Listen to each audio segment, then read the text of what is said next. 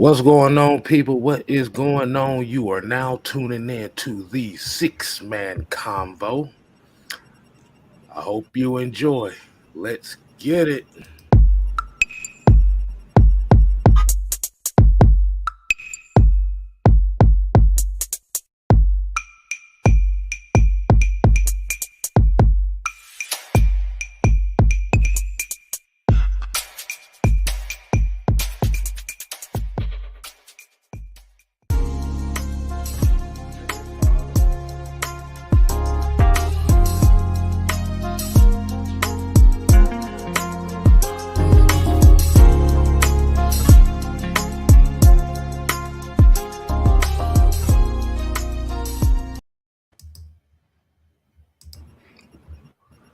Well, hold on, wait a minute.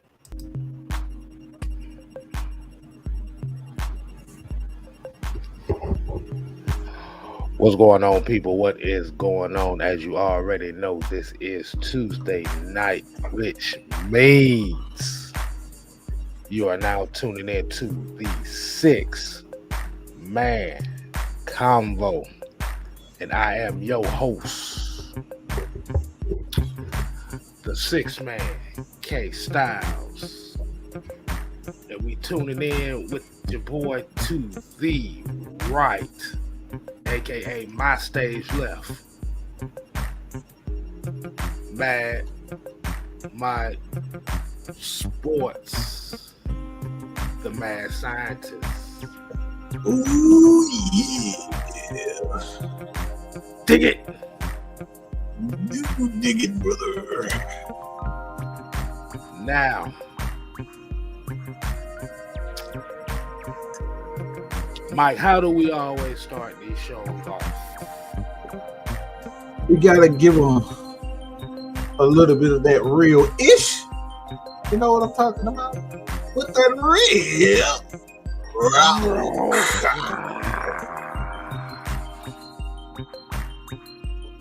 Bang! And today's roll call, we gonna kick it off with Joseph Thornton, YMOF Jamal, Darnell Partridge, Tev Sports and Gaming, Boomer Falcon, Melvin Emery, Eric Mack, John Higgins. We got Big Ant, aka AFN's Big Ant in the building. You make sure you show him some love over there. We got Saint 16. We got our homie Red Swarm, Silas Draven in the building. We got another one of our player partners, Noah, the professor. You definitely make sure you go and show him some love. Got ATL Leo, Low Ski, Jerry Bowie, Nathan Floyd, D. Coleman, Devon is back in the building. So y'all better be y'all good behavior, because if you coming in with that sucker stuff, he's gonna let you have it. It's not gonna be just him though. We got the Falcon therapist in here too. He'll let you know real quick. So don't bring that sit your goofy ass down energy over here, because you will get the business. We got Bubba Gump, Pamela Johnson, Keyshawn Vlad. We got my homie, Let's Get It GA, T Boogie 89. Hey man, we got Miss Maggie T in the building. So let's go ahead and finish this off. 3, 2.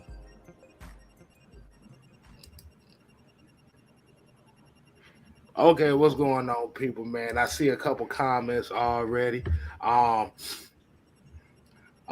Maggie, you had to get with me. I don't know how to do the admin thing. I don't know. Mike, you might have to help me out with that. And I see D. Coleman already talking about Murad.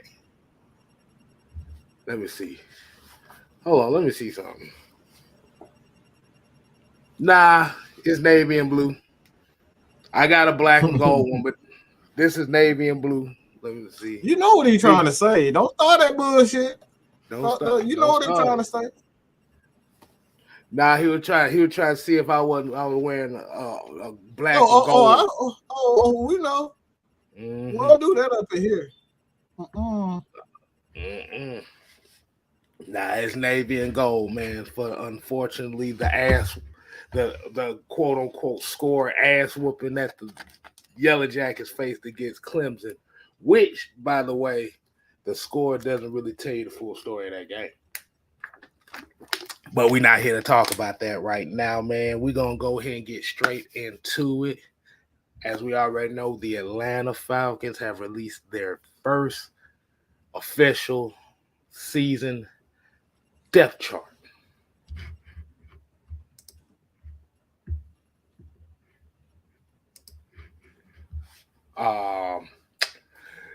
Let me see. I want to do it. I'm gonna do it a little different tonight, as far as. Hey, I'm about to say you can hear me, right? Oh yeah, brother. All right. Oh yeah. All right. I'm going to take a page out of the professor's handbook with this. So shouts out to the professor. All right. So hold on, might have to zoom in a little bit. Tell me if you can see. Tell me if it looks like way better clear. Hold on. Let me see. Just in general. Let me see. Okay, okay. That's good. Yeah, that's good. Much better. That's good. All right. Now, for a lot of us that know, the starters for this game is going as follows.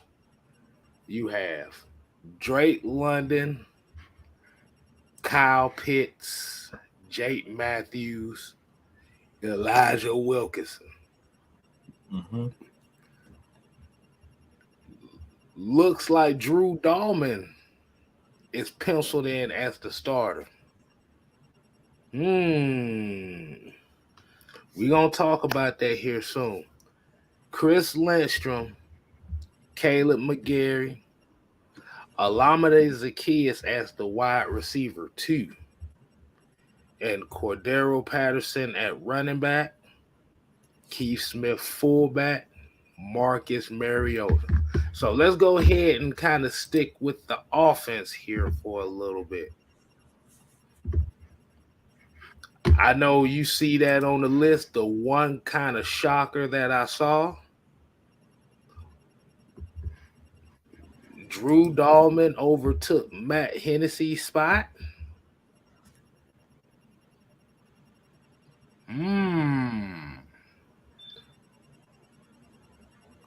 What do you think that could have been? As we already know, Hennessy was kind of on the fence as far as where this regime was looking for from him, because he's technically not their guy that they picked. This is what Drew Dahlman was. He was a this regime pick, especially at center. Now, does that mean that Matt Hennessy did not show enough in a certain aspect to where Drew Dahlman shined at? What you got? What's your take on that, Mike? Drew Dahlman and Matt Hennessy. And by the way, everybody, we're gonna be doing the Cash App, so we can get Matt Hennessy some Hennessy bottles, because I know he's crying in the car that he lost his spot. So go ahead, Mike. So the question everyone needs answered, and to take and steal the words of my little personal protege, and is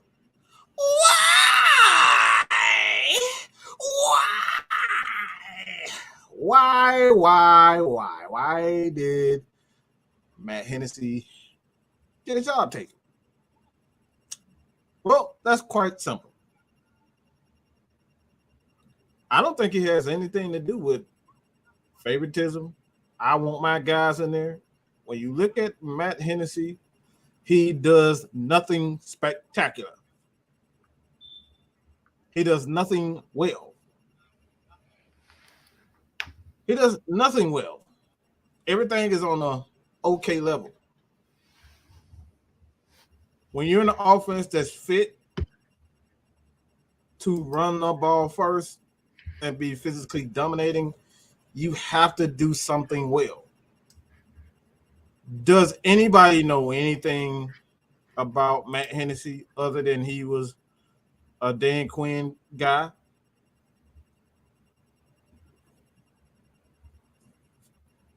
That's the problem. Drew Dahlman is and has been great as a run. That's what he's been great at. Getting to that second level, getting ahead on people, and moving. Furthermore, when you look at the design of the Atlanta Falcons offense, is meant to run the damn ball. So that's the reason why Matt Hennessy is no longer the starting center for the Atlanta Falcons. It's not because of favoritism and they didn't want their guys. And Arthur Smith can give two flying FUCKS's about what and who is doing the job. As long as it gets the job gets done.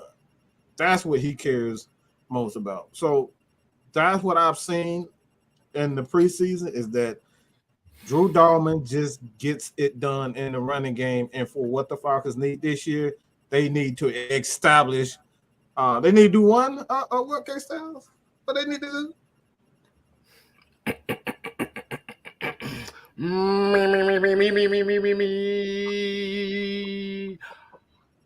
Oh yeah.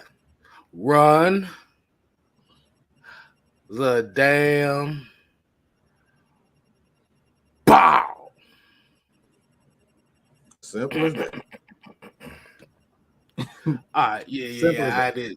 Yeah, that was my falsetto on that one. So, hey, I hope y'all like that. That was some falsetto. But I mean, you would think that Hennessy kind of had the leg up, especially with being the more experienced of the two. But like you said, this is just one of those cases where he did not stand out to covet that respect to get that spot, which is unfortunate. You said the key word here. Hennessy may have been good for a passing offensive team like the Falcons last year. But as we was watching some of the preseason games and we was kind of noticing stuff on tape, it's like with Drew Dahlman knows how to get to that second level real quick. Mm-hmm. He's not necessarily the most physically imposing guy that you would have at center. Mud Duck wasn't physically opposing either, but he was smart. He knew how to get to that second level. Now, I'm not saying Drew Dahlman is Mud Duck. And for folks in the back that don't know who Mud Duck is, we talking about Todd Lord.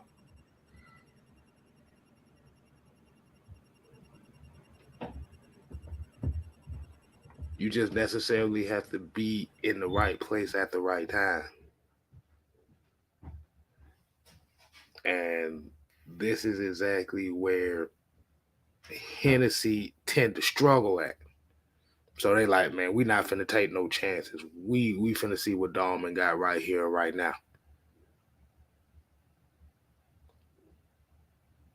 Now, if Dahlman doesn't show anything within the first few games, then you might see that switch all over again. But this is Dahlman's opportunity to put his stamp on his position on the offensive line.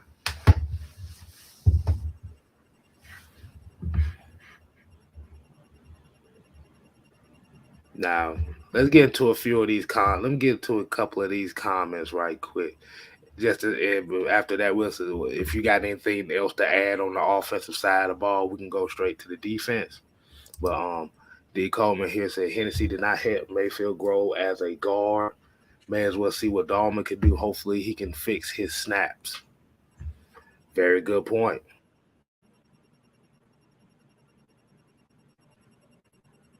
At times. Is it the two clashing styles and mentalities? What you think on that comment, Mike? I think that's a fair point. I think it's right on. The thing is, for the center is supposed to be an aid to not only the guards but the tackles as well.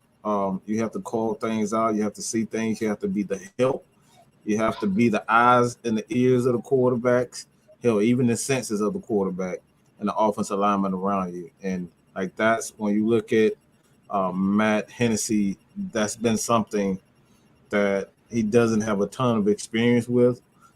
He's not a guy that played in the traditional system, a West Coast system. When you look at Chris Dahlman, that's exactly Chris Dahlman. I'm talking about his dad, like that. I mean, I throw that in there. I accidentally threw that in there. He got the pedigree. He got the pedigree. I just call it what it is. He got the pedigree. His dad understands it. He understands what it takes to be, to have that pressure on, because you got that guy, your father, you trying to live up to what he's done in his career, and Chris Dahlman, one of those guys, is like, look, he get at you. He's a physical guy. He's tough. When he played, and Drew, it's that pressure. That pressure of being, son of a football player. The same thing with Grady Jarrett is dealing with. That, like, you got to, carve out your own lane. And I think that what it come down to, when you're living up to a certain standard, it puts that added, like I said, it put that added pressure and fight towards you. I want to be better than what my dad, my brother, my sister, like it puts you in a different mindset. I think that's something when you look at Matt Hennessy. One other thing that added to that, besides the pedigree, that heart. I never once saw Matt Hennessy angry. I never once saw him punch a defender in the face, show some emotion, hit somebody after the whistle. Never once seen something on the field that stood out to me and say, God damn, Hennessy is it. But when I look at Dahlman, I see him in that red zone. You can see it click. You can, when you see him in his tape, Drew Dahlman in the red zone turns into an animal. He knows how to move and get to the second level. And that's what it's about for the Atlanta Falcons. Getting into the red zone, putting that ball into the end zone, and that's what Dahlman is good at, is getting to the second level, getting ahead on those linebackers and moving them out the way.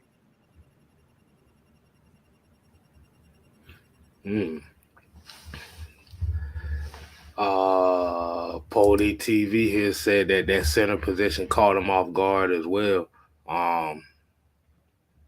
Like you said, at the end of the day, it's all about the mindset.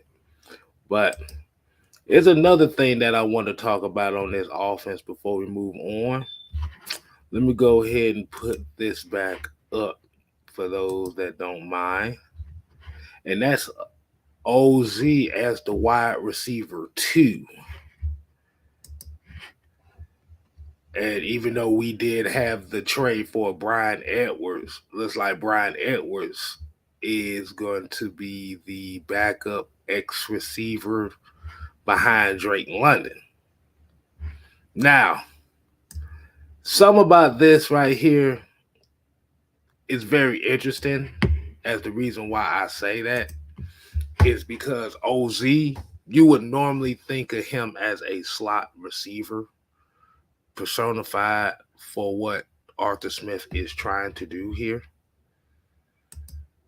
which is kind of giving me the vibes of we're going to see a lot more Kyle Pitts on the outside than what the depth chart says. Now, that's not saying that Kyle Pitts is going to be exclusively outside, but this is where those motions and those movements, as far as the misdirection of these formations, can play dividends, because with OZ, and I know we talked about him kind of being a midget out there, he the small guy out there, but as much as him being the small guy out there, is he's really one of the main ones out of all the receivers we had last year. Not only is he the most experienced as far as the Falcon culture here and what Arthur Smith has, because we got to think about this. This whole Falcon wide receiver core is completely different. OZ is the last one standing from the last regime.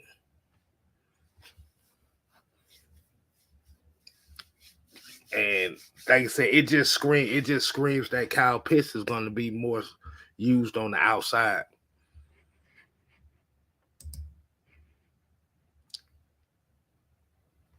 So, what do you think about that? Because I seen Keyshawn here say I was surprised that OZ is wide receiver too. So, what's your take on that? What's your take on that? And the other thing that we're not realizing too is that all the wide receivers we have slot experience too. So you're not going to be necessarily seeing Drake just on the outside, or seeing Kyle just on the outside, or seeing Brian Edwards just on the outside, Kadero Hodges, Demir Burke. Like, you may see some plays where Drake London's going to be in the slot. He played a lot of slot at USC. A lot of people don't talk about that. But go ahead, Mike.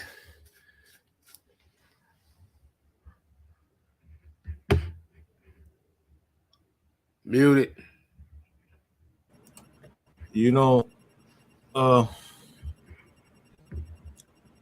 you don't realize, but you really just answered my question.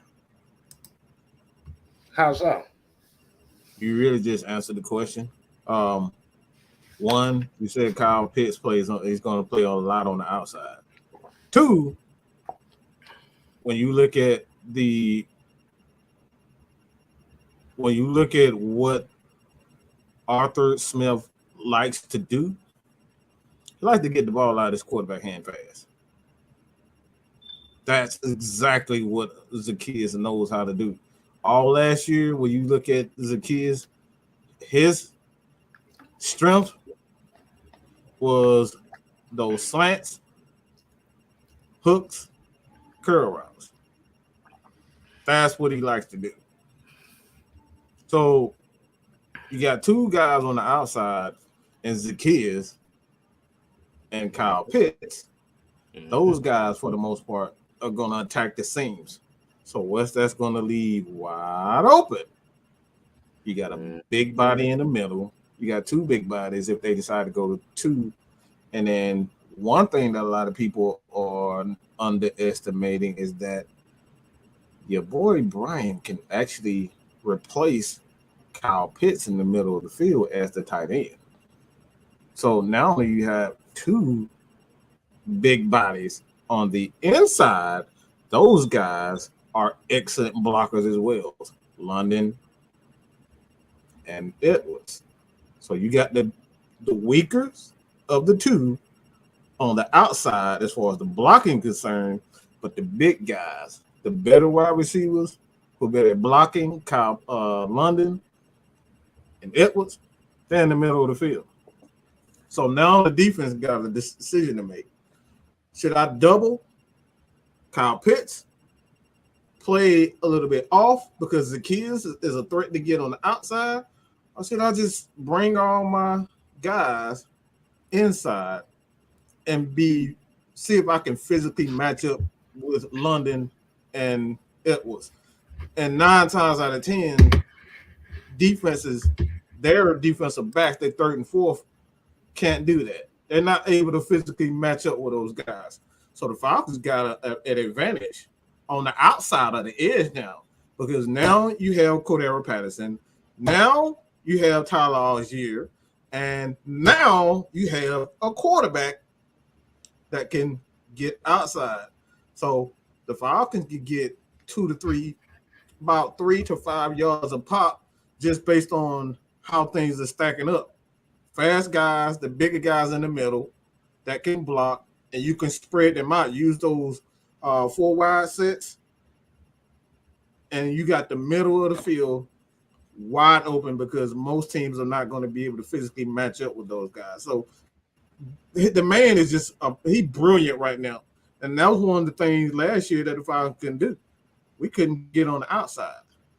We couldn't get in it. We could not get on the outside. We couldn't make plays on the outside. You already cured that. And Red Swarm here said Keith Smith at fullback pushes one of our wide receivers down the depth chart. Many NFL teams don't list their fullbacks in their starting personnel. That's because most NFL teams don't have fullbacks.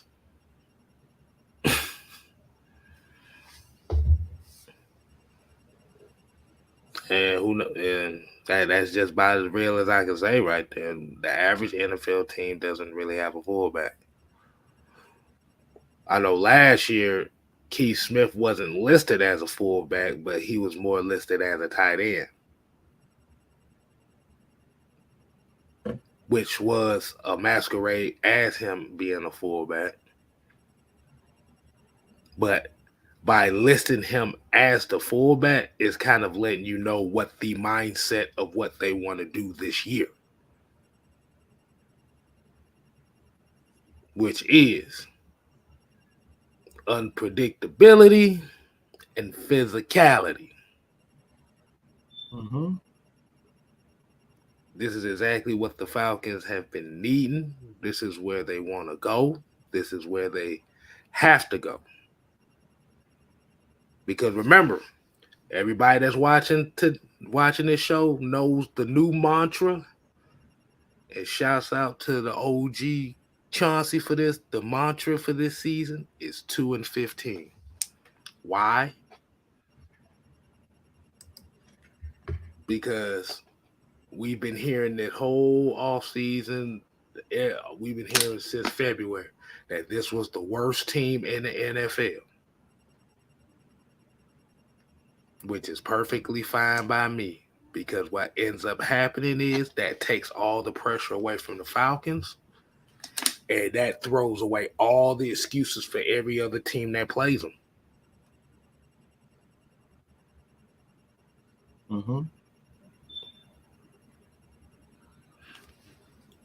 Like you said, Falcons beat the Saints Sunday. Saints ain't got no damn excuses. You're playing against the worst team in the NFL. Regardless if you're missing pieces or not, you should be able to dominate that team. And that plays into the Falcons' advantage. Everybody thinks they're so bad.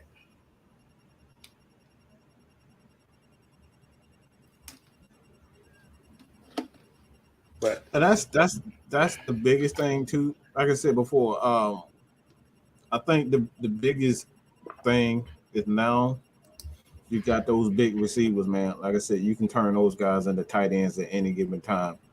They have so much flexibility, because look at Kyle Pitts. Kyle Pitts is maybe 15, 20 pounds heavier than Drake London. Those guys pretty much the exact same size. You can put them on the outside, have them block down, and based on what the defense does, if they come out in base formations, guess what? The Falcons can have the same personnel on the field and continue to do whatever they need to do as far as like let's just say they come out in base 3-4 personnel. Falcons they have Kyle Pitts, they have Drake London, they have Edwards. I was about to say Braylon Edwards, but they have Brian Edwards, and then you got Zacchaeus. Well, they can easily turn that into, like I said, a 22, 21 personnel. They can turn that into 5 wides because all those guys have the ability to block, consistently with the exception of Zacchaeus. But you can turn Kyle Pitts into a fullback. You can play, like I said, you can be in the I formation, you can be in strong guy, weak guy, because now you got guys when need be to block. And what play callers want is flexibility.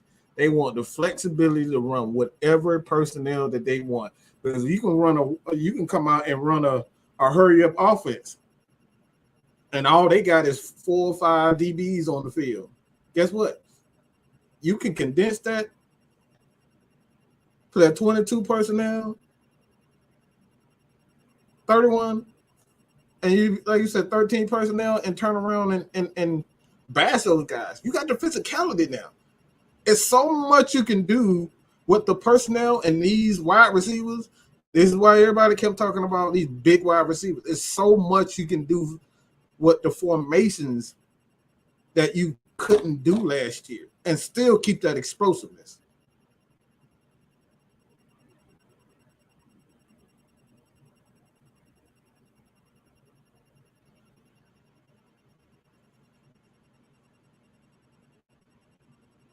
Hold on, we can't. Hold on, we can't hear. Hold on, maybe it's me. I can't hear you. Nah, it's me. So we about 90, 95, 97 people watching. Let's go ahead and get about okay, at least over 50 likes. But at the meantime, we're going to intermission here, and I want to definitely go ahead and shouts out to J Rock TV. That's the Lord of the Discord. Make sure you hit this link right here and follow our Discord we got going on, which consists of not only just Falcons talk, not only just Atlanta sports talk, but you can talk about any other team you like. We got gaming sections, we got food sections, boxing, soccer, just basically gaming as well. Like you said, I got the Twitch channel gaming as well. I'm trying to be like my boy Jay Reezy down here.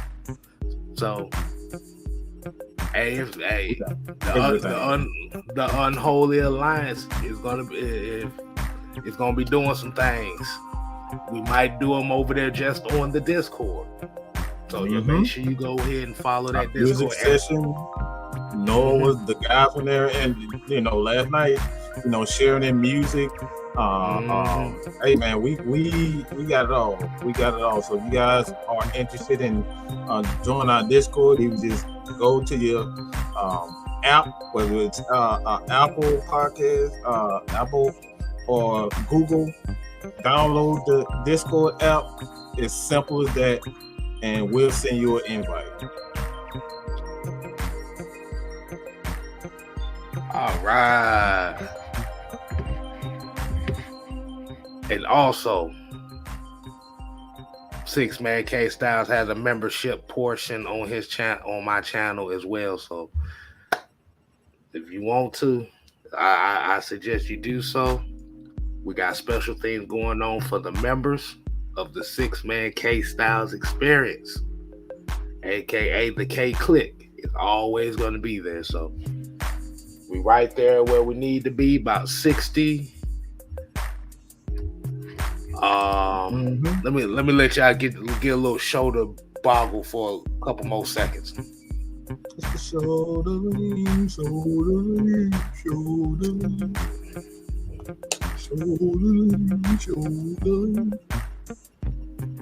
All right. As you already know, man, we always like to have fun over here, man. This is what we do, man. This is what we do.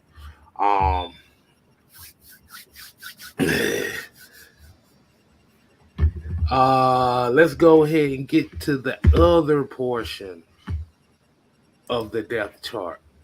And what other portion of the depth chart that we are talking about? The defensive side.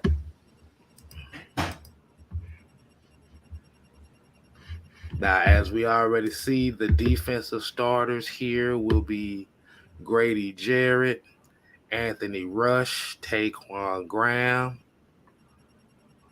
Odie Ogundeji, Michael Walker, Rashawn Evans, Lorenzo Carter, AJ Terrell, Richie Grant, Jalen Hawkins, and Casey Hayward.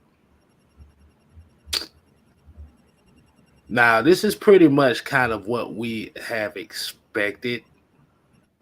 Now, people may be asking the questions like, why isn't Deion Jones factored in these depth charts? Why isn't Jalen Mayfield? We have to remember these guys are on IR.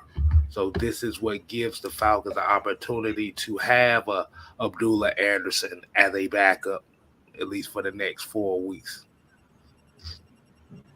This what gave the Falcons an opportunity to bring back Nick Kwiatkowski, Mike Ford, Dean Marlowe.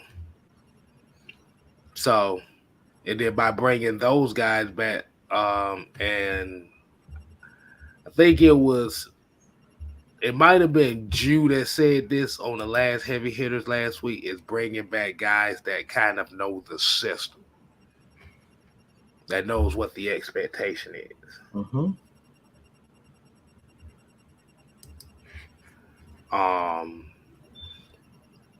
Ogundeji and Lorenzo Carter were the obvious choices, especially as starters, because out of the outside linebackers you do have, Ogundeji is your best edge setter, especially in the run game. As we know, Lorenzo Carter has the experience, but you got guys that are here for specific roles. Like I said, Ogundeji, edge setter. Lorenzo Carter, he's kind of like a mix. He's mixed bag. He's edge, and he has a little bit of rush ability. You got D'Angelo Malone, who's kind of the same thing. He's just the faster version. You got Ebiketie, who is a bull rush specialist. You got Quentin Bell, who's kind of like that bull rush specialist type as well. So the outside linebackers don't surprise me at all. The middle linebackers don't surprise me at all. I mean, this is where the weakness, be honest with you, this is where the weakness of the defense is right now, is the interior linebackers as far as pass coverage from what we've seen. I'm not worried about the secondary, because the secondary is that could possibly be a no-fly zone if done this right. And then, like I said, looking at the D-line, you pretty much, if you actually look at it, the only pure 3-tech we have on the defensive line is Grady Jarrett. Everybody else is kind of like that 2, that 1, that 0. Got some semblance of 3-tech. So how do you feel about that? How do you feel about that defensive side, Mike? No surprises whatsoever. But the thing that I think that stands out to me personally is Ebiketie on the same size as it being Ogundeji's backup. I think those guys have the perfect style. Their style of passing, rushing the passer is almost the same, identical. The thing with Ogundeji at this point is he's a little bit more fundamentally sound as far as setting the edge, and I think Ebiketie needs to work on that a bit more. He needs to focus on being a pass rusher, and then as the season goes on, he's going to get better at setting the edge. Lorenzo Carter, obviously, you look at him. I think he's the guy that is going to set the tone for the edge guys. He's the tone setter for the guy. He's the energy. He's the spark plug. Um, and he's the guy that no one cares about. Nobody's focused on because everybody focused on a Grady Jarrett. Everybody's going to be focused on the younger edge guys and D'Angelo Malone and Eddie Kitty. But Lorenzo Carter could be the most dangerous piece of the Falcons defense outside of Deion Jones, because now the Falcons have a guy that could possibly sit next to Grady Jarrett in those NASCAR packages where he's looking for the best 4 pass rushers: Lorenzo Carter, Grady Jarrett, Taquan Graham, and Carter. So those are the guys that I think are the best pass rushers for the Atlanta Falcons. And I think that's where the Falcons are going to be. If they're going to be a top 5, that's where it's going to start. Taquan Graham, Grady Jarrett, Lorenzo Carter, and Ebiketie. And I think it's very interesting, too, that we normally know Ogundeji to kind of be lined up on the outside shoulder of the right tackle. And you kind of said it here as far as him using Ebiketie's explosiveness against that right tackle is a very interesting move. You would normally think that you would put him on the weak side as a backup to a Lorenzo Carter and use that bull rush ability against the left tackle. They said they're going to use that athleticism to line him up over the right tackle. I thought that was very interesting to definitely give Ebiketie an advantage whenever he decides to spell. But let's be real. Let's be real about this. When it comes to them pass rushes, we don't damn know where they're going to line up. Right. They may switch. They like I said, you have one or the other. They may switch sides. Just like that. Mm-hmm. One play, you got Ebiketie on the right side. One play, you may have Ogundeji over the left tackle. The next play, they'll swap out. You'll have D'Angelo Malone. Boom. And this is the one thing that we are hoping for, and you said it as far as the bookends and the pass rushes, is we got to protect these middle linebackers. If we're not so sure about them in pass coverage right now, the best way to negate that is to get pressure. It's to force errant throws. Is to cause confusion. This is how Michael Walker got that pick 6 against Carolina last year. They caused confusion and they brought pressure.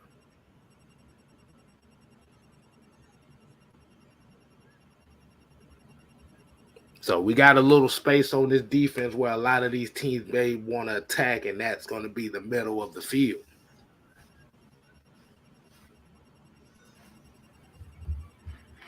Let's see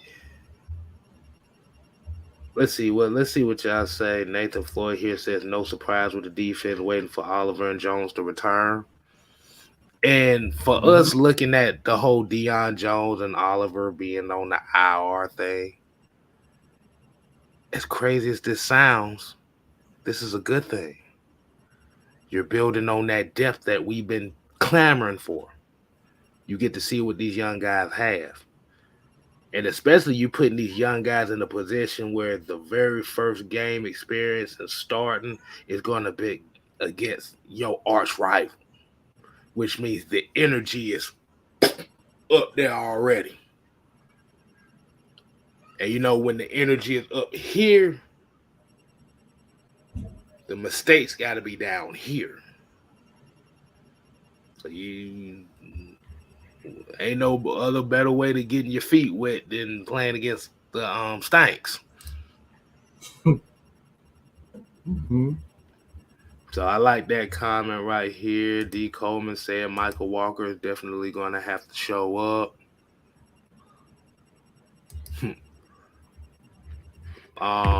Let's go back and look at that too. Let's look at that. Speaking of middle linebackers,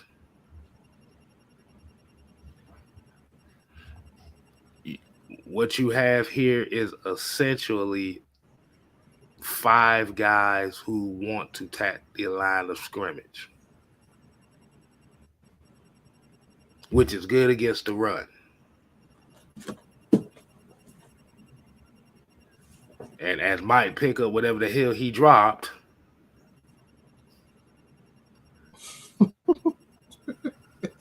You could have just kept that to yourself. You didn't have to hey, talk hey, about it. hey, hey, sometimes you drop stuff, man. Hey, Shoot. just embarrassing folks in front of company like that. God damn. Oh, you better be, hey, be glad I just said to drop something. I could be like, Mama, No. She No, we embarrassed the already hell. know where you're going.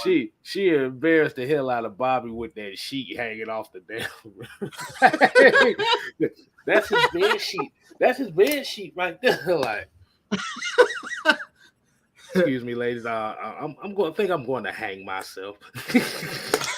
That boy was mad at hell. Like, Mama, how you gonna show that woman that pissy sheet that I? But though these interior linebackers. So what did you think about that point I made as far as the pass rush and the pressure to protect these interior linebackers that want to attack the line of scrimmage? Also, the linebackers that want to attack the line of scrimmage. Well, the first thing when it comes down to that, I think people got to understand one thing with that. And the thing that you're going to see with the Atlanta Falcons is a lot of safeties and DBs coming up, backing up, coming up, backing up. What we call the amoeba defense. Because what you want as a defensive coordinator is to give the illusion that you're always coming. All right, that you're always going to be on the attack. So if you got linebackers that's always going forward, and that's what they want to do, very seldom you're going to see these guys standing still. So you're going to see a lot of movement with the linebackers because you don't want to, give away the coverage for one. And even if you give away the coverage, you still have athletic guys as a Lorenzo Carter, Ogundeji, and those guys on the outside that can end up, dropping into those zones. So that's the thing with the Atlanta Falcons is that with those linebackers, like a Rashaan Evans, like a Michael Walker, those guys are attacking style. They like to be like, let's just say it like this. They're not like Deion, where Deion got great hips and he can, turn direction at any given time. You're not going to see a lot of that. You're going to see a lot of movement to give the illusion that they might hit the B gap, they might hit the C gap, they might hit the A gap. But it's going to be a lot of movement around with Michael Walker and Rashaan Evans because you don't want to give away where they're going to be attacking. So one more thing is that guy in the middle, he has to be on point. And that guy in the middle for us is Anthony Rush. He's going to allow these guys to be able to kind of mask what they're doing, because if you can't mask what you're doing and that big guy in the middle is getting moved all around, getting tossed here and tossed there, then you can't move your linebackers the way that you want. And you're going to have to do things like overload one side because you got Grady over here, you got guys over here that can't necessarily get to the quarterback, and that's what you saw last year with the Falcons. They didn't have guys in the middle that can hold the points, so you had to overload a lot to try to get some pressure, and that's the thing with the Falcons, man. Now you can attack every gap with those guys, and we don't have to overload. That's the biggest thing. Overload is the worst thing that you want from a defense. You never want to overload the offense because if you don't pick up that one block, everybody's screwed on the other side. So now we got balance up front. We got the balance up front. There's nowhere you can just go and say, all right, I'm going to pick on that guy because everybody got their gap. But it's essential that Anthony Rush is good and his backup is equally as good, and we know is Abdullah, the butcher. Chop, chop, motherfucker. Chop, chop. Mm-hmm. So if you understand what I'm saying, in layman's term, it's simple. If Anthony Rush ain't big and fat and he ain't laying in the middle, everybody else going to have some trouble. How about that? Right. He needs to be a Snorlax in the middle of the road. That's his role. That's right. his role. So it's going to force everybody else. You need a poke flute to move his ass. That's what Anthony Rush needs to be. Right. Did I just bring out a Pokemon? A poke flute. Pokemon reference. Lord have mercy, but yeah, y'all know we some geeks over here, so we gonna throw every type of reference we can get out here. But yeah, Austin Douglas here, so I like D off for that corner. I think he's gonna have a great game, and it might be one of those cases where they're gonna definitely try him. I don't necessarily know just by that depth chart if he's going to be the nickel or the dime. I'm not sure on how I read that. Let me see. Because you got AJ Terrell. Yeah, he might.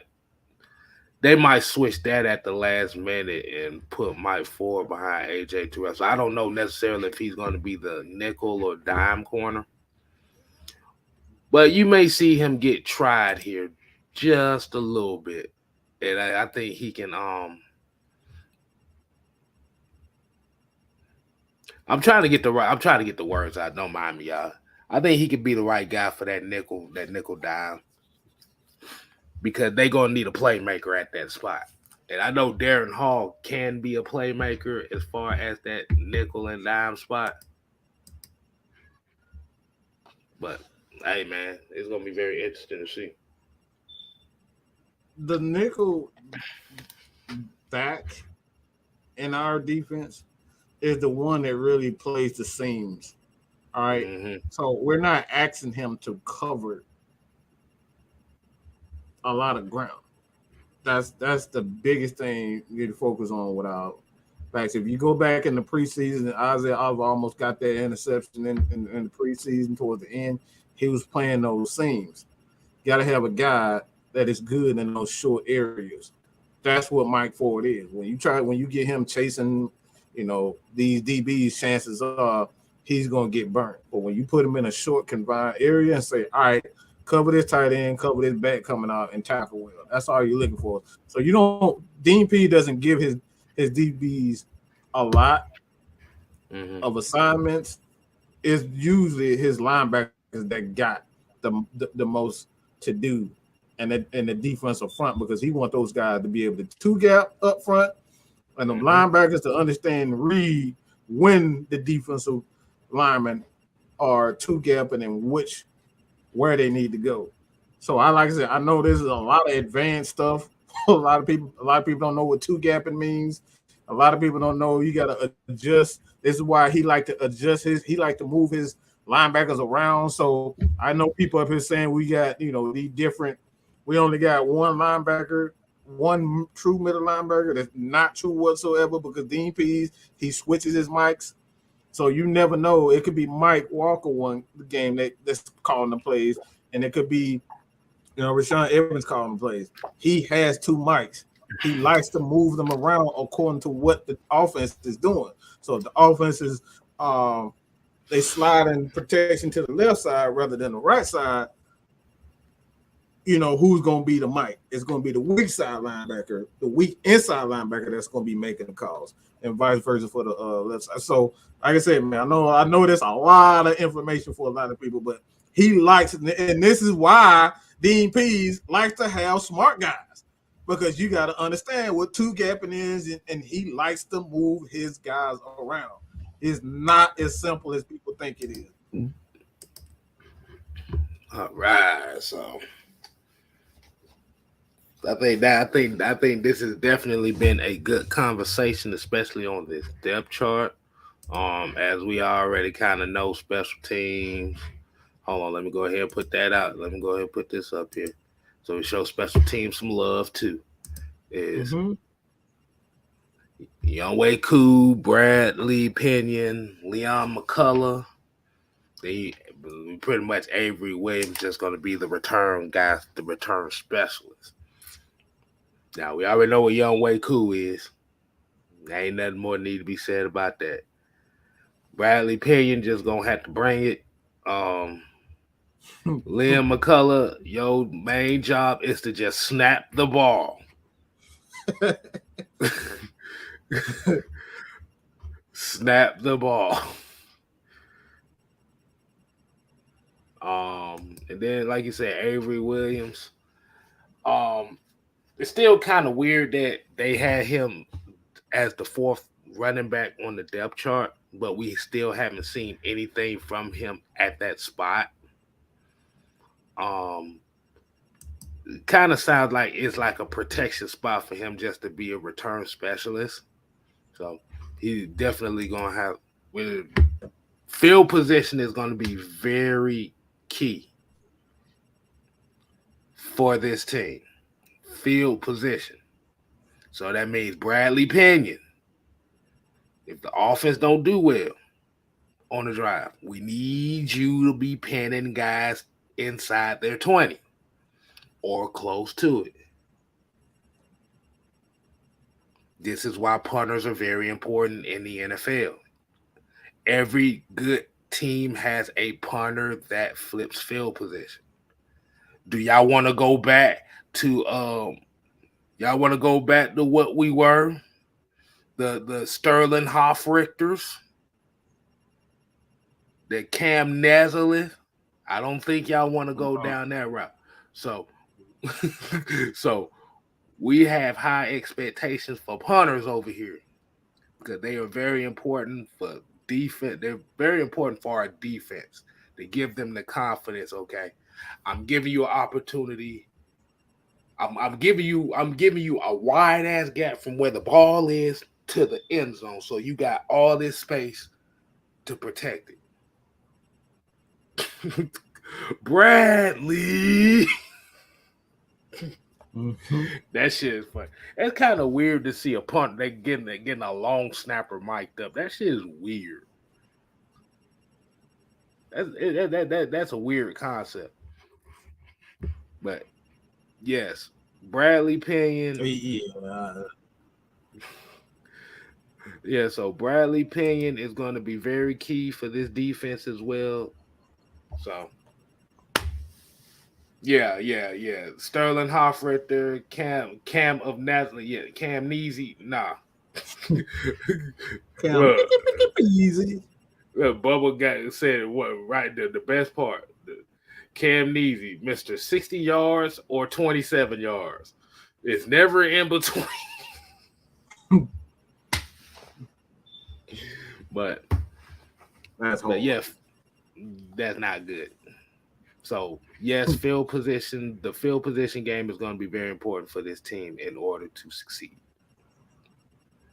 We cannot ignore that fact. And if you ignore that fact, you part of the problem on why a lot of people don't really look at all three phases of the game with the same type of mindset. But just wanted to get that out there, give the special teams a little shine. And I saw Bubba Gump said, snap The damn ball. Yeah, that's your job. But Mike, you said you had something that you wanted to show the people as far as you had a quote that you want Oh to yeah, share yeah. with the people. Go ahead and Uh, bless us with that quote. okay. This is vital. Um, for a lot, all of the Atlanta Falcons fans, to be honest, and a great coach once stated,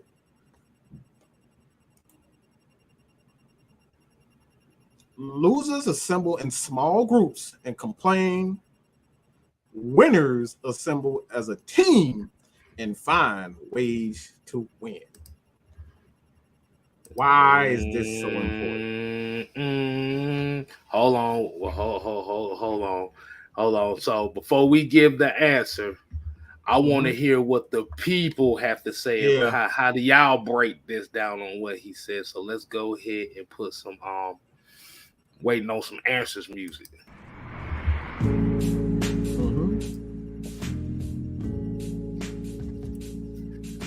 Now I want to get y'all answers on this quote. Is if you want me to say it, want Mike to say it one more time, it basically says losers assemble in small groups and complain. Winners assemble as a team and finds a way to win. What do you think that means? So we're going to go ahead and give you a couple minutes to put your answers down. What do you think about that?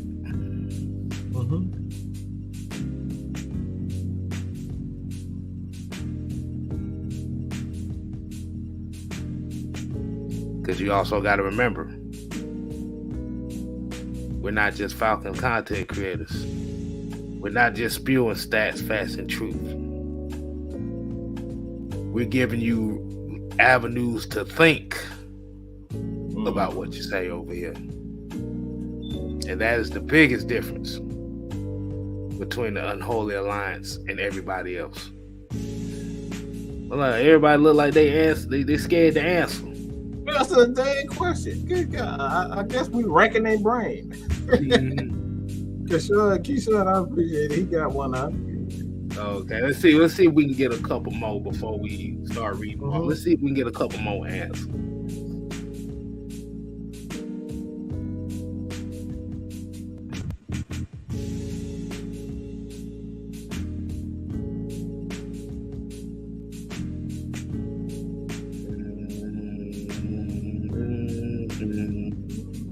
And while y'all doing that, y'all make sure y'all go ahead and hit that subscribe button for 6Man K Styles as well as Mad Mike Sports. As Mike is on the road to 10K, I'm on the road to 2K. So let's go ahead and get this thing cracking. All right. I think we got enough answers here. Go ahead and bring this down. Let's see what some of these answers we got here. Oh, Anthony Wright said, what was the question? The question is, what do you make of this quote as far as what is your thoughts on it? As Bill Parcells stated, losers assemble in small groups and complain while winners assemble as a team and find ways to win. What do you think he means by that? And what are your interpretations of it? Let's see some of these questions. Let's see some of these answers. King Quest here said the black and mild Twitter versus the real Falcon fans. Hold on. Let's keep the music playing just a little bit. All right. To kind of get some flow to it. So King Quest here says black and mild Twitter versus real Falcon fans. Keyshawn Black here said, instead of us complaining about losing, let's talk about how we could have won and move on to the next game. I like that. Raymond Collins Said all got to be together, executive coaches, team, and the fans. One band, one sound. That's a good one. I guess D. Coleman talking about the beat. It sound like some DJ Yellow would play on one of those F picks.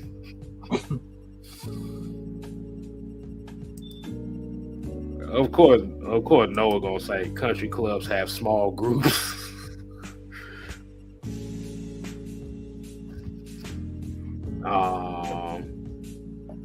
D. Coleman said, "No cliches. We in this together."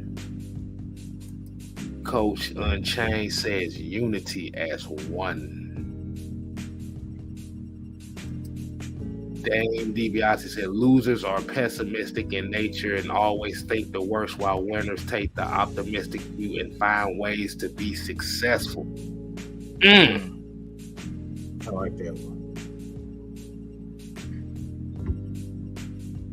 Big Ed came with, "Winners unify and overcome, losers complain and falter."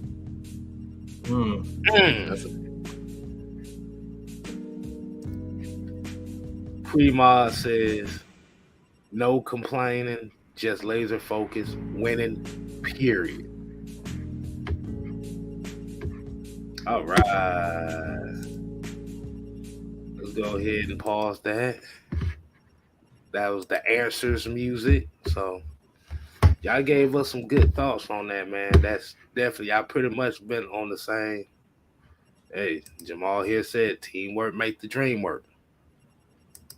So that's pretty much what we've been saying. Is that's pretty much, we all kind of in agreement on that. And this is one of the major issues that we see as, and like I said, I'm not even just gonna blame the fan base. I'm gonna blame I'm gonna put majority of the blame on Falcon media, because these are the people here that is creating the narrative that people are so stuck on, like flies to like rats to glue paper. Because we live in a world now where negativity is the most popular thing to hear, and positivity, basically negativity is good, positivity is bad. This is why we say the mantra for this season is 2-15, because we have our own media, like you said, the Jeff Schultz of the world, the D-Leds, the Terrence Moores, these alcoholic, all these guys over here that are running with the narrative of the negativity, because they know that that's what the people here wants. They want the negative news because the Falcons don't have the players they want. Let's just keep it real.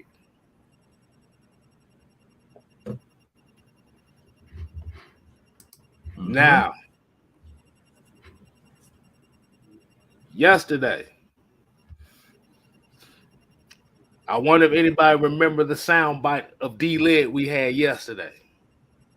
Oh, do I need to play it again?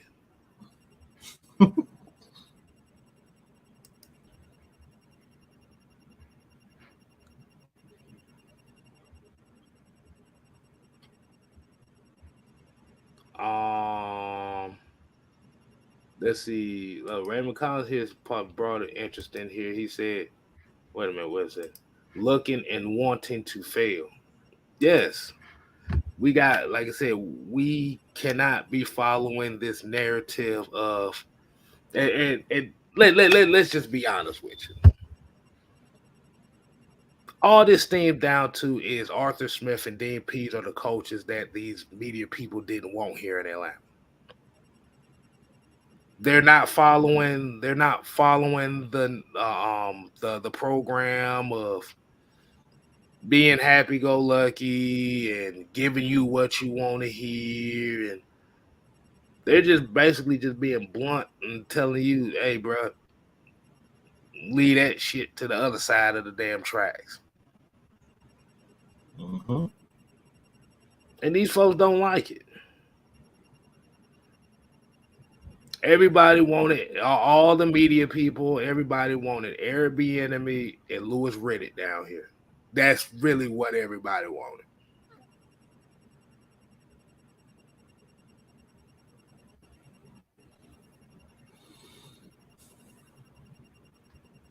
Hey, people. A lot of times, the things you desire may not be the things you need, and the things you don't want may be the best thing to ever happen to you. Mm-hmm. Go ahead, Mike.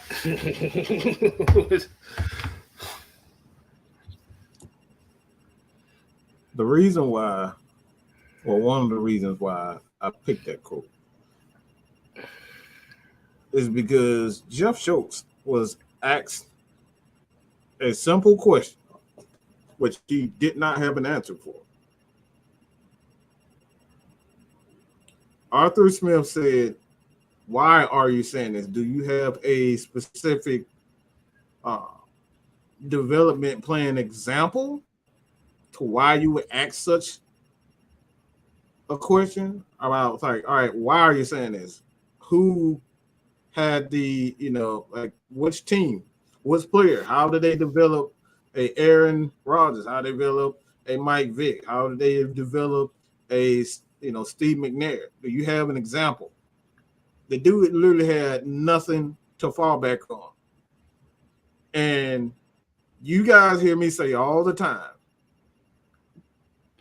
if you have an idea or we want to draft a guy, tell me exactly why. Okay? Tell me why you want to draft this guy. Don't say he just throws the ball deep. All right, we got to explain the style of offense you got to play. Is he a guy that can play in the West Coast? Does he play in the spread? Is he accurate? Those types of things. So if you're gonna say certain things, you got to have a plan for him, and not just say, "All right, I want this guy because I like him." I hear so many people say, "I just want CJ Stroud," but they won't tell me what his strengths and his weaknesses are. That we should draft Jermaine Johnson, a Bryce Young in there. We should draft these guys, but you can't tell me what their strengths and weaknesses are. That's the problem. But you complain about the players that you have that absolutely fit the system perfectly, like a Drake London, like a Brian Edwards, like a Tyler Algier that end up getting drafted in the 5th round.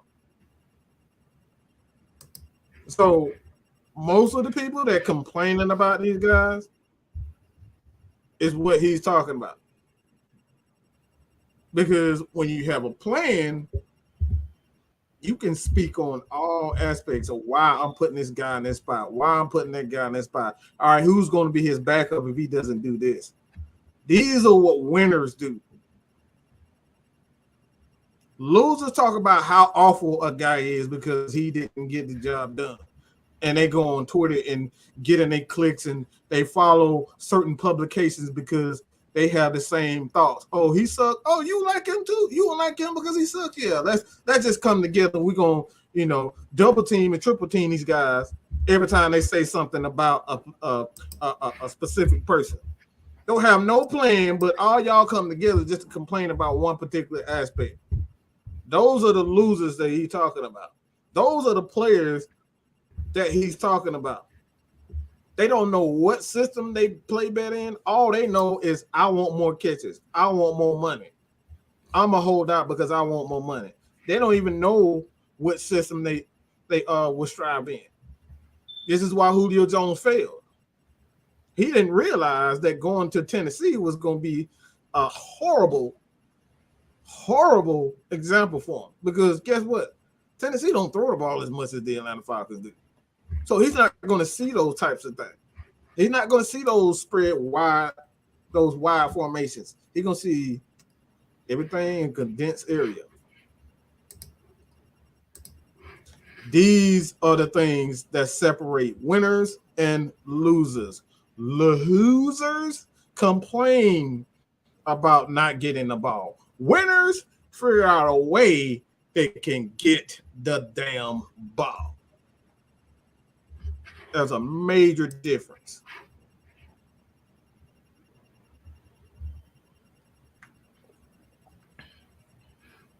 AKA, when we go into these spaces and these conversations that you may see on these groups in Facebook and Twitter and Instagram, you keep hearing the same thing about this team is not good, or we should have drafted this guy, or we should have drafted that guy, and this team will never succeed because we don't have this element on the team. Mm-hmm. These are the guys that he talking about. This is what Arthur Smith was talking about when he was talking about the Twitter GMs. This is what he was talking about, the people that are expert online team builders. he shut Jeff Schultz was crying in the car after that interview. Mm-hmm. And the bad thing about it was Arthur Smith didn't yell at him. He didn't cuss him out. He just basically said, like, bruh, I'm not finna be listening to a bunch of people that think they can do my job better than me, and you ain't even in the same field. Mm-hmm. Yeah.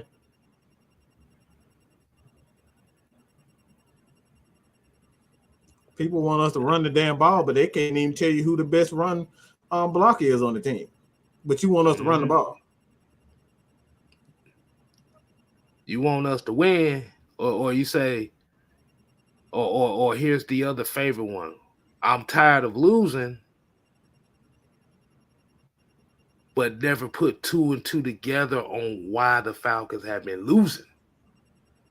They would never tell you that. Mm-hmm. Why are we losing?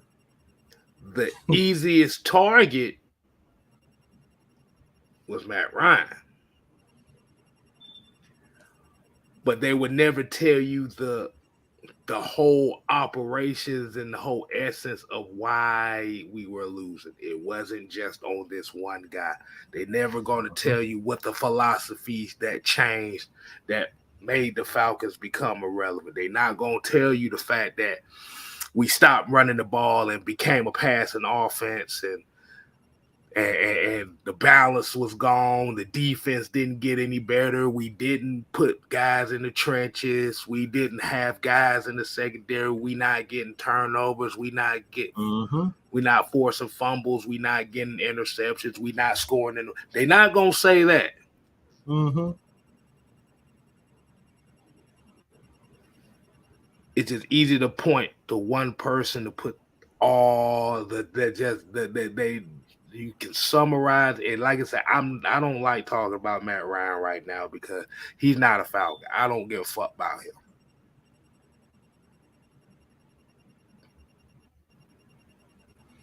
But because that guy is gone, who's the next guy? We're talking about Deion Jones now. Deion Jones is next on the chopping block as far as these people's mindsets. But we also got to remember the linebacker that everybody loved in Foyer learned from who?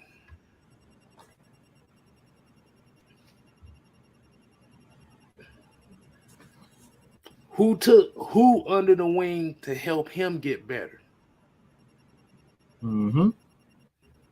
Yep.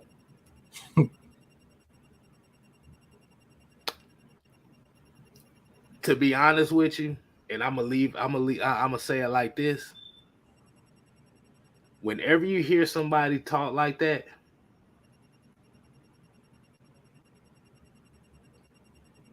I think they missed the Dan Quinn Thomas Dimitrov era because they catered to a lot of these guys like that. They kind of catered to them. I wouldn't say all the time, but they catered to him a lot. Because remember, the fans wanted Todd Gurley. They gave him Todd Gurley. Todd Gurley didn't really pan out like that. The fans wanted Dante. The fans wanted Dante Fowler. They gave him Dante Fowler. He didn't pan out. The fans wanted Steven Jackson. They gave him Steven Jackson. Didn't pan out.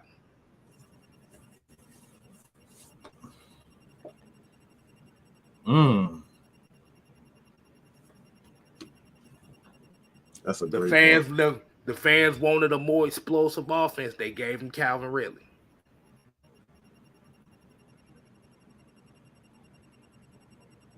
The Falcons came nowhere near the playoffs throwing the ball 70% of the time. We don't talk about that. We're not talking about the fact that the Falcons were nowhere near the playoffs after they drafted Calvin Ridley. I want you to put that in your head there for a second.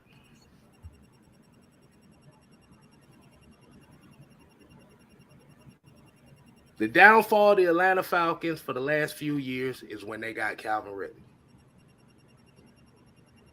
The Falcons hadn't sniffed nowhere near a playoff. But this is stuff that we don't talk about.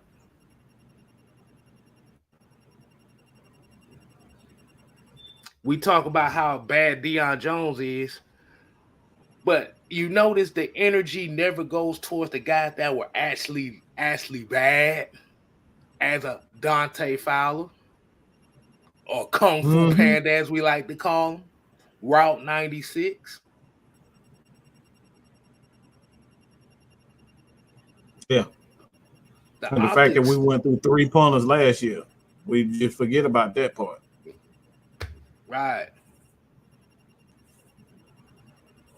So this is what Parcells talking about, a small group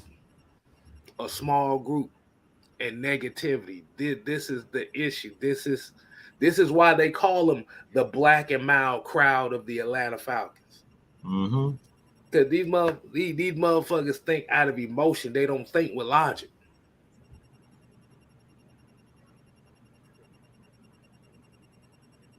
I had a dude at my job today.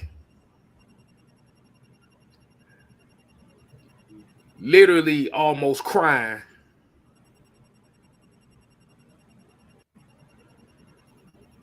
Because I told him that Michael Vick could have been better than what he was. But he chose not to. And this dude literally damn near wanted to fight me. I said, Michael Vick didn't live up to his potential, and it wasn't just because he didn't have the wide receivers. He had a Pro Bowl offensive line. This dude literally wanted to fight me.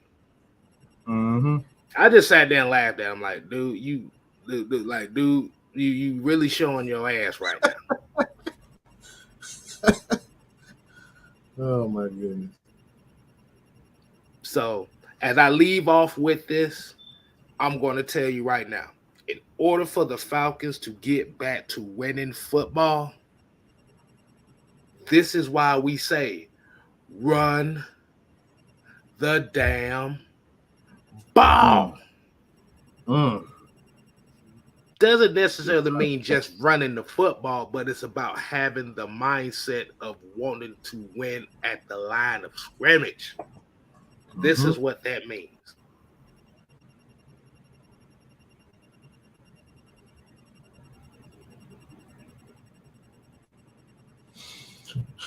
One more thing. Go ahead. But that was a great point by you. And I want to end it with this. Don't tell me you want to win, but you can't tell me how.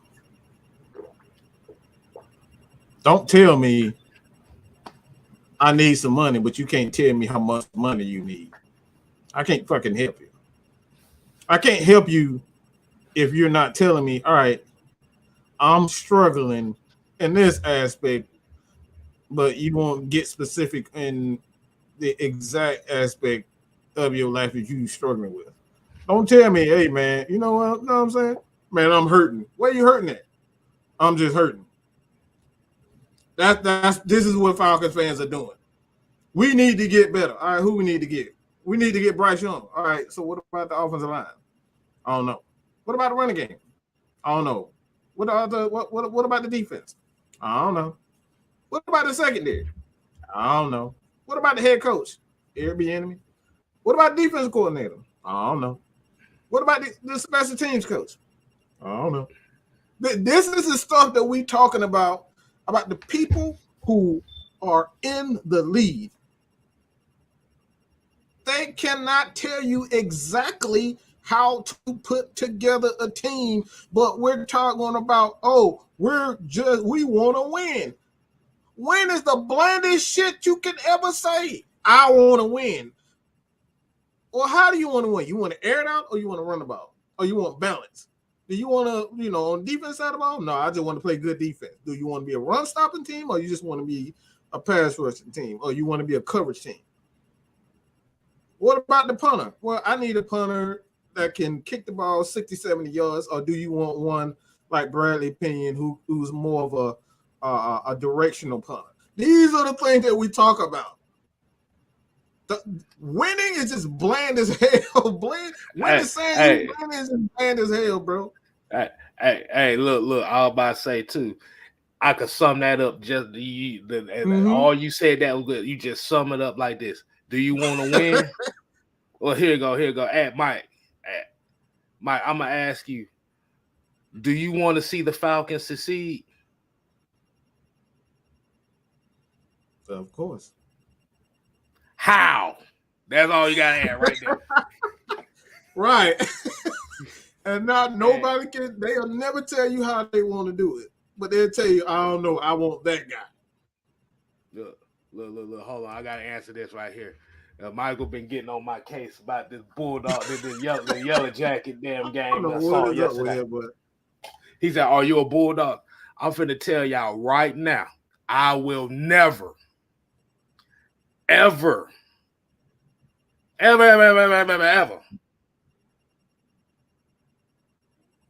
get away from the Yellow Jackets.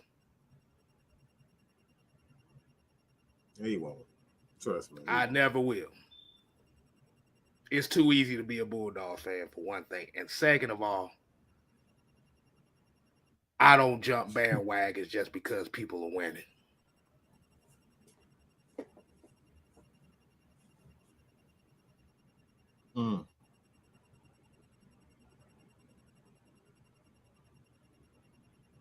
If I had a choice to be a fan of another team, I probably wouldn't be. I can't do it. I'd rather be in my crew of 6 Yellow Jacket fans in the state of Georgia. I'm cool over there. I can't do it. I don't understand why I can't support both. Like, I support both. Why we got to choose who we? Because I got Yellow Jacket flip flops. I got Yellow Jackets. I got Yellow Jackets. I got Bulldog stuff. I got all of it. Why I can't have every? Why I can't have both? If that's what you want, you support them. But like I said, I don't. Hey man, it is what it is. Mm-hmm. Hey, rather it be 4 fans or rather be the last one left in the state of Georgia. I'm fine with it. Right. Because the bet. Tech played a good game, though. I ain't gonna lie to you. You mean Tech's defense played a good game? We not gonna talk about Tech defense. Yeah, they hold on. I'm finna end on this rant right here. Hold on. Oh, I ain't mean. Bro, that was some of the most ass backwards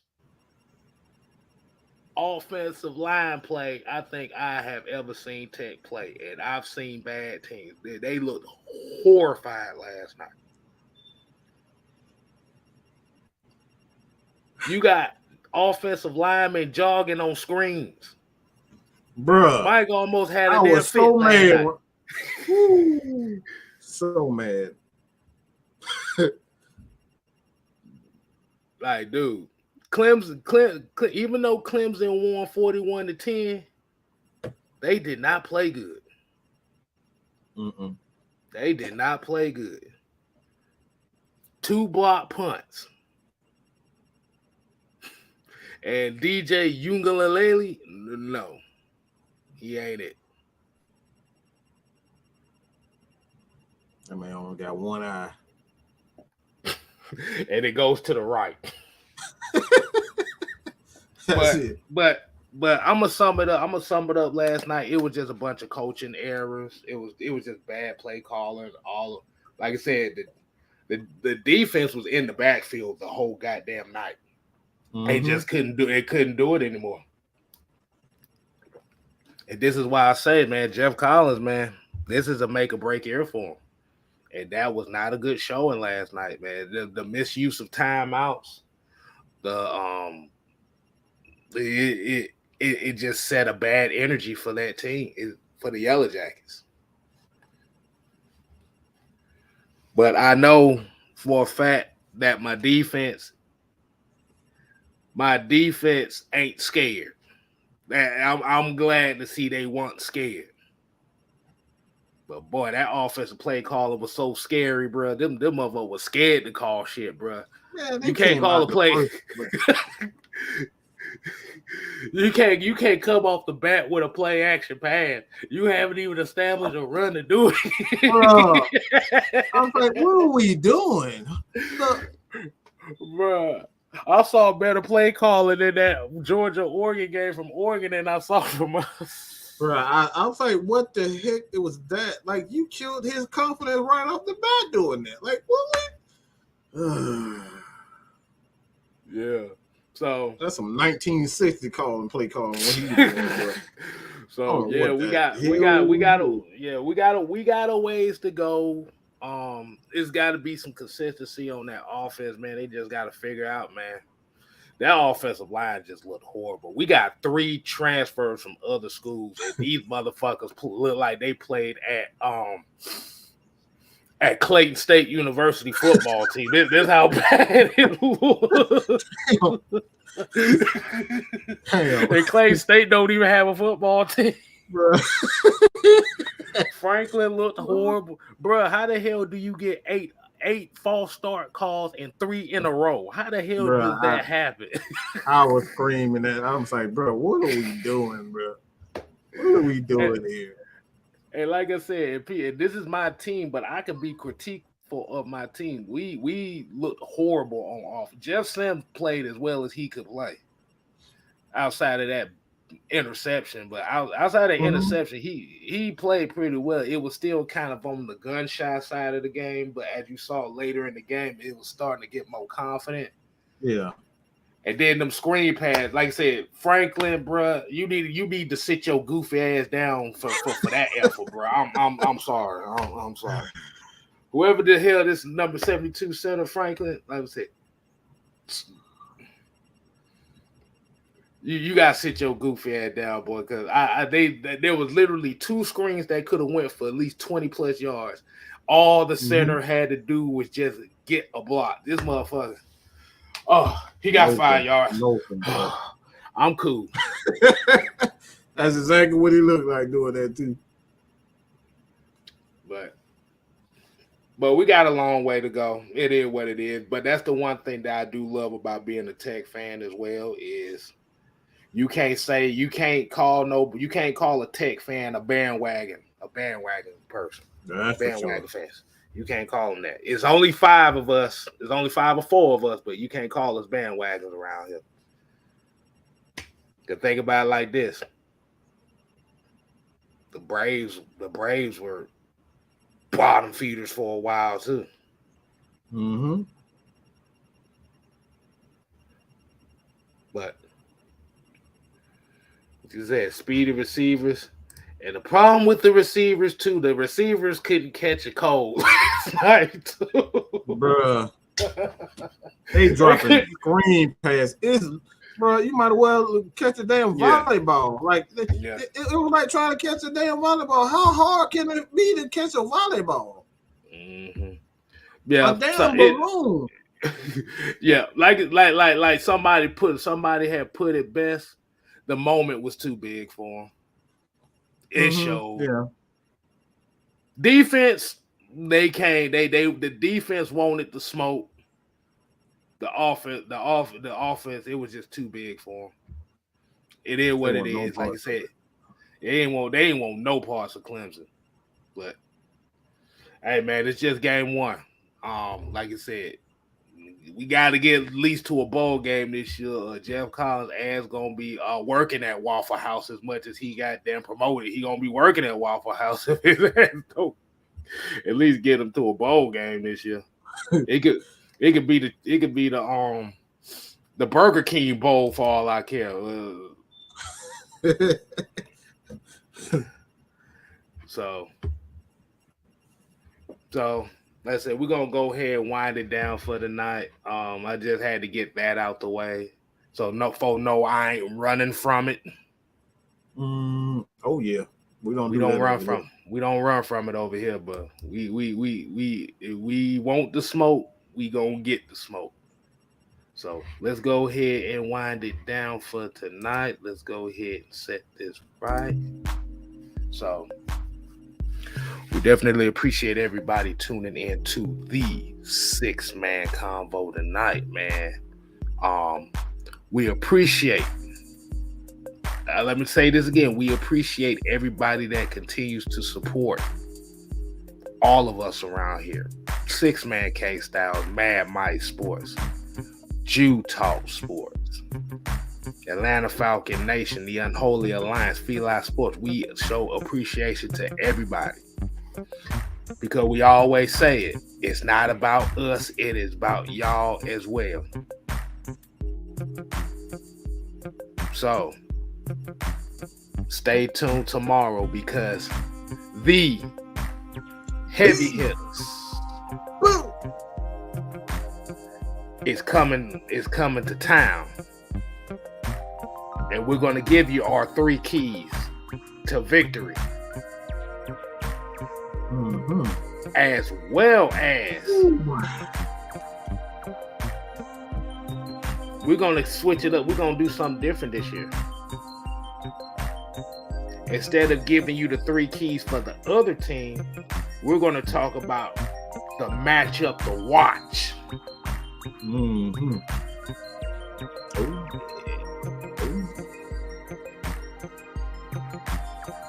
So, until next time, people, we ain't here to play. No. We here to stay. Ooh, yeah, dig it. You ain't got to go home. Ooh, no, baby. But you got to get the hell up out of here. Deuces. Awesome. Thank you. Thank you. Thank you.